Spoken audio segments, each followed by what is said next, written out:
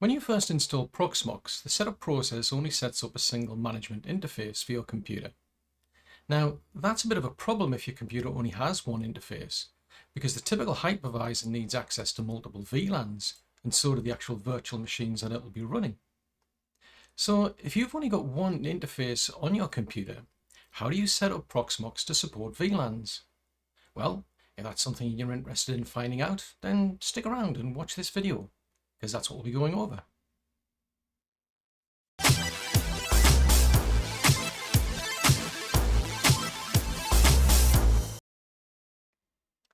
Now, unless you're going to be running everything within Proxmox itself, and this is just a standalone server, then Proxmox is going to need access to different VLANs through a network switch. And that means that the network switch needs to be a manageable network switch. In other words, one that you can configure to support VLAN tagging, or 802.1q as it's known as. So what I'm going to do in this video is to put in a timeline and break it up into sections, because we need to configure a switch and we need to configure Proxmox itself to be able to support this VLAN tagging. Now, I can't actually cover every different type of vendor out there and all the different ways to configure an actual switch, but hopefully I can give you some idea as to how you configure a switch to be able to support this VLAN tagging. And if this is not the type of switch that you're using, at least you should be able to get some idea as to how to configure your own switch. Now, I'm going to make an assumption that you've already installed Proxmox and that you've got remote management access to it.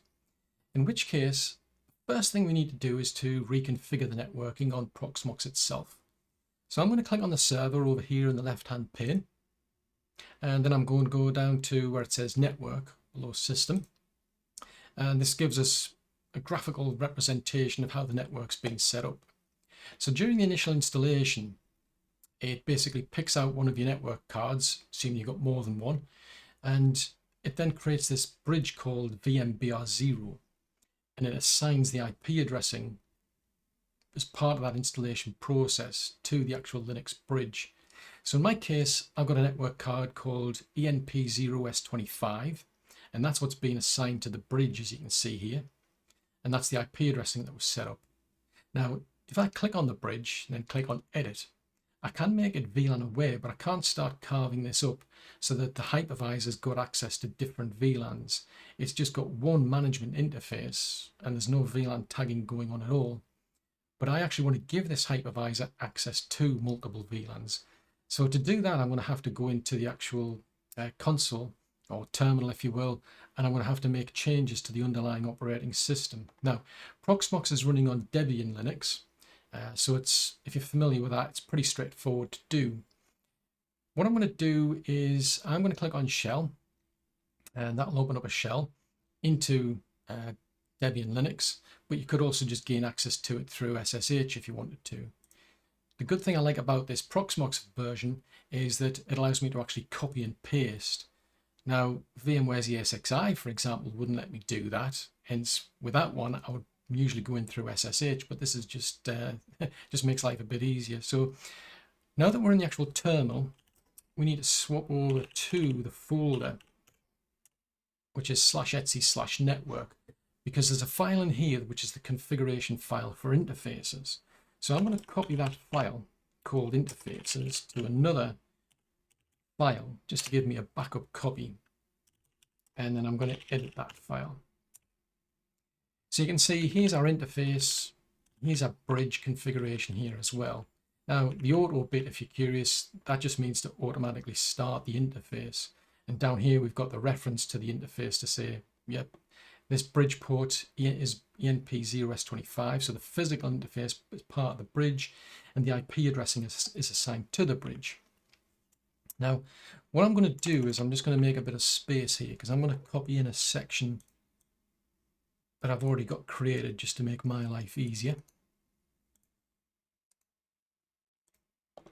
So what I've done is I've created a sub interface on that bridge that was created, and I've got the IP addressing assigned. So that part looks pretty much the same as it does here, except this is a sub interface. This is one that's basically saying this is a sub interface that belongs to VLAN 100. So this is our interface which will be in VLAN 100.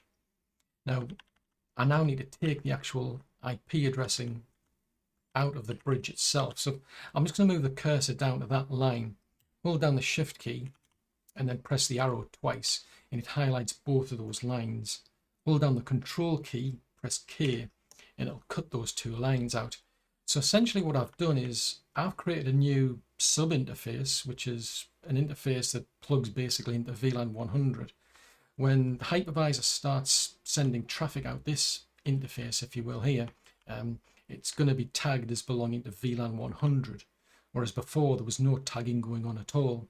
So that's the reason why we're having to come into the actual terminal session and edit the actual configuration file, because this is an option that wasn't available through the GUI. But now that I've done that, I also need to make this VLAN aware. So I'm just going to hit return, and I'm going to add in 2 lines here.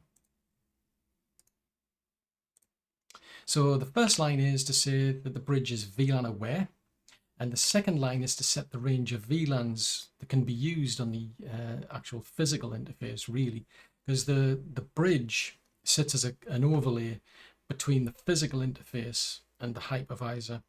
And so what we're actually doing here is setting the VLANs that we're allowing on the bridge, but ultimately these are going to determine sort of VLAN tags that either get sent out from the actual hypervisor or will be accepted by the hypervisor. Now, what we've got here is a range of 2 to 4092. If you look at the documentation example for Proxmox, they go from 2 to 4094. Typically with other hypervisors, you'll see 4095 gets dropped because it's a special VLAN. They also start at VLAN 2 because VLAN 1's a special VLAN. It's just a security best practice is don't use VLAN 1 on your network. When you get a switch, usually every port is assigned to VLAN 1, so that's one reason to do it. The idea is if you've got a fresh switch and it hasn't been configured, by not using VLAN 1, it means if somebody comes along and plugs a computer into a port, they can't get access to any other computer on your network because everything else is in something other than VLAN 1. And when it comes to Cisco switches, VLAN 1's especially important because it's also a system VLAN. It's what their switches use to communicate.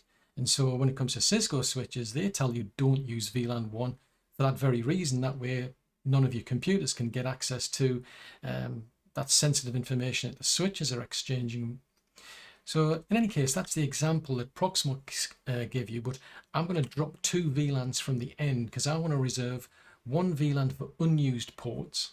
And that's another best practice when you are managing a switch, a network switch. The idea is that you want a port assigned to an unused VLAN if it isn't in use. Same reason you don't want computers being able to be plugged in and getting access to VLAN 1, for example. You don't want those sort of mistakes from happening, so you always assign ports that aren't in use to an unused VLAN. So I'm dropping 1 VLAN for that reason. Another VLAN that I need is for the native VLAN. So this is a VLAN that gets used for untagged traffic. Now, a security best practice is tag all of your traffic. Any traffic that isn't going to be tagged gets assigned to the native VLAN. And the idea is then don't use the native VLAN on your servers either. So that way, if something's untagged on a physical switch, for example, the traffic gets put into this native VLAN and it never gets sent to the actual hypervisor like this, for example, because the hypervisor's just going to ignore it. It's not on the allowed VLAN list. So entirely up to you what VLANs you want to use for your native VLAN, your unused VLAN, or whether you just want to stick with Proxmox's own settings, but that's the way I like to set it up. So just to summarize, we've created a sub interface. For me, VLAN 100 is the management VLAN, hence why I've created a sub interface in VLAN 100. We've moved the IP addressing from the actual bridge itself across to this sub interface now, and we've added our 2 lines in, one to make the bridge aware of VLANs so that it'll support VLAN tagging, and to give it a range of acceptable VLANs. So that's VLANs that it can actually send out to the switch and VLANs that it'll receive from the switch. So now that we made those changes, I'm just going to save them.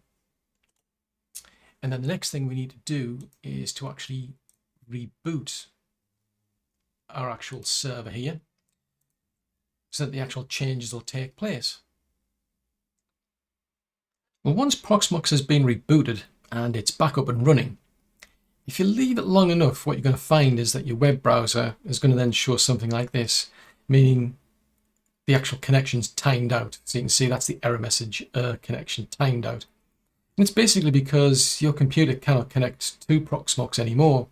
And the reason for that is because Proxmox is expecting tagged traffic now, whereas the switch is configured for untagged traffic. So we actually need to reconfigure the switch to send tagged traffic going forward. Now, how you actually do that depends on your switch manufacturer, depending on the version of your operating system even. It all varies depending on the switches. So I'll just go over the principles of how this all works to give you some idea so you'll know how to configure your switch. Now this particular one is a very old switch. They don't even make it anymore, but it's a Cisco small business switch.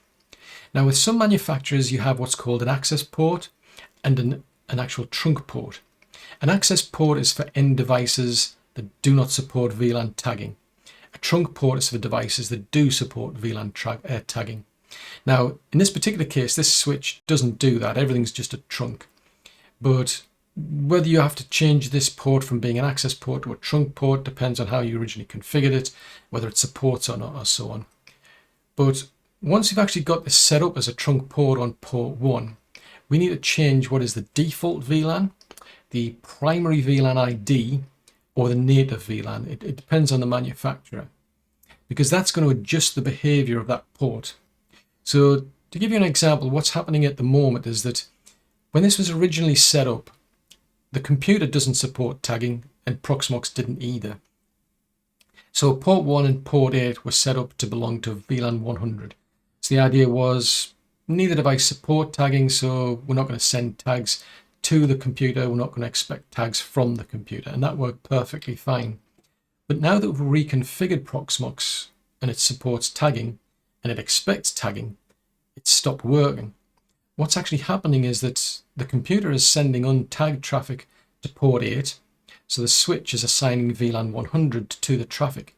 That traffic then gets sent through the actual switch, gets to port 1, and then there's an actual check made. What is the primary VLAN ID for this port? In this case, it's 100. Because there's a match, what's then happening is that the actual switch then removes the VLAN ID. So Proxmox is actually receiving untagged traffic for VLAN 100, and it doesn't know what to do with it. It's actually expecting traffic to be tagged with VLAN 100. So that's why it's broke. So what we've got to do is we've got to change this to something else, basically. Now, what you use is entirely up to you, but what I've done is I've reserved VLAN 4093 for my native VLAN. So this is the VLAN that gets used for untagged traffic, basically. It really should be a VLAN that you're not going to use in your network. So for me, I've just picked out 4093, and that's what we're going to assign as the primary VLAN ID, PVID, default VLAN, native VLAN, whatever they happen to call it. Another thing I'm going to do is I'm going to change this setting here. Now, this is more of a security feature, because at the moment what's happening is the switch is willing to accept any type of traffic. Doesn't matter whether it's tagged or untagged, it'll accept it. Because we've set this up as a trunk port, we do not want tagged traffic, untagged traffic rather, we only want tagged traffic. So I'm going to tick that box now and say I only want tagged traffic to be coming in and going forward. Again, it's another security feature, and it'll vary depending on your switch. Now, one final thing I need to do for this particular switch is disable this feature, which basically just forces all traffic that goes out to the actual computer to be untagged. In this case, they have to be tagged traffic. That's what Proxmox is expecting. So it's a case of I now have to disable this. Originally, these were actually disabled by default, but because when it comes to access ports, they don't expect them. I was enabling all these for every access port as a security feature, but now we've changed this over to a trunk port. I've got to take that feature away. So I'm going to click on save. So now what's going to happen is that when this computer sends its traffic untagged, it'll hit port 8. The switch is going to say, well, okay, this is untagged traffic, so your VLAN's now 100, and it attaches VLAN ID 100 to the traffic, sends it over to port 1. It has a look at the primary VLAN ID for this port and says, well, that's not 100, and it retains the actual tag. So it goes out. Now Proxmox will actually get that 100 tag. So if we go over to our web browser, hit refresh, it may or may not work. The mileage varies. So what I'm going to do is do a bit of a check here. See if we can at least ping it. Okay, so I'm getting a ping response, in which case what I'm going to do is I'm just going to stop that. Try again. There, that's better. So I find that sometimes happens. Maybe it's just this Microsoft Edge, I don't know. Sometimes I find it needs a bit of a push. But in any case, we've now got remote access to Proxmox. So if we go to the network settings, what's changed is that we've now got this sub interface. So this is something we configured through a terminal session or a shell, depending on how you did it. The key point is that the IP addressing is now moved down to here, and the management interface therefore supports VLAN tagging. And in my case, it's for VLAN 100, but you know what VLANs you use are entirely up to you. The reason I did it that way is because there must be some sort of parser going on within this graphical user interface. It's typical for computers. You can't have two interfaces in the same network. It causes problems. The switch wouldn't know, the computer rather wouldn't know what to do, which interface to send traffic out of. So typically it doesn't let you configure two interfaces in the same subnet. So that happens within the GUI, which meant even though I could have created an actual interface in VLAN 100, I wouldn't have been able to assign this IP address to the sub interface while it was still assigned to this one. And it's kind of a chicken and egg. I can't take it away from this one and then add it to this one because, well, you need an IP address in the first place to connect to. So that's why I went through the console, or shell I should say, to be able to make a change within the actual interfaces file. That it doesn't take effect until you actually apply the change. And that's how I can do it through the console. But again, just bear in mind that once you reboot the computer, now you're supporting VLAN tagging, which means you've then got to go into the switch and reconfigure your switch to be a trunk port so that you're now supporting VLAN tagging on Proxmox and on your switch. Now, the reason that we've reconfigured Proxmox like this is it's a case of we want access to multiple networks, more specifically VLANs, but we've only got one physical interface on the computer. Although, to be honest, when it comes to high-end computers, you would have bound the interfaces together anyway and still be setting up these sub-interfaces in different VLANs anyway. But the key point is that going forward, we can now start adding more interfaces to Proxmox just by creating more VLAN interfaces. So let's say, for example, you've got a dedicated storage network. We don't want to send traffic to our SAN or our NAS through a firewall because it would slow it down. We want high throughput, the best we can get. In which case we want to give our hypervisor here direct access into VLAN 200, for instance. Now, we could go back into the shell, for example, and we could reconfigure that interfaces file, but we can also make the change within the actual GUI here. So I'm going to click on the create button here, and I'm going to select Linux VLAN. Now, instead of that default name of VLAN 0, I'm going to give it a name of VMBR 0, because that's the name of the bridge, and we're creating a sub interface in there. We'll use a dot because it's going to be a sub interface, and then we're going to type in 200. Now 200 is the VLAN number, and you can see here it's automatically populated the VLAN tag field as 200. I then need to give it an IP address, so I'm going to keep things consistent here because this particular computer, it's got an IP address of 10 in each interface. That's the idea. It ends as .10 for this VLAN, and I'm going to give it a .10 for the next VLAN, every VLAN, because it just makes life a whole lot easier if the computer's IP address, or at least that last octet, is always the same. Now, what I happen to have done here when it comes to the actual numbering of the VLANs is I'm keeping the third octet in line with the VLAN number. Now, that isn't, it's just literally not practical if you've got, you know, thousands of VLANs, but when it's a small number of VLANs, just makes life a bit easier. If I look at this IP address, for instance, I know it belongs to VLAN 200. Likewise, if I need to set up a VLAN, an interface in VLAN 200, I know to set the third octet to 200. Now, when it comes to the gateway, we don't want to give this a gateway IP address. For one thing, this is an interface that's for access to direct storage. There's nothing beyond this VLAN, so it's a case of there's no point setting one. but you wouldn't really want to set one anyway, because if you've got a computer and it's got multiple gateways, it means it has multiple default routes, and things will just fall apart. If you've got a firewall in your network, it just won't work. So typically what you do is you pick out one interface and you give that interface a default gateway IP address. That's to get access to various networks, the internet and so on, for instance. But every other interface, you leave that entry blank. So now that we've set that up, we're going to click on create.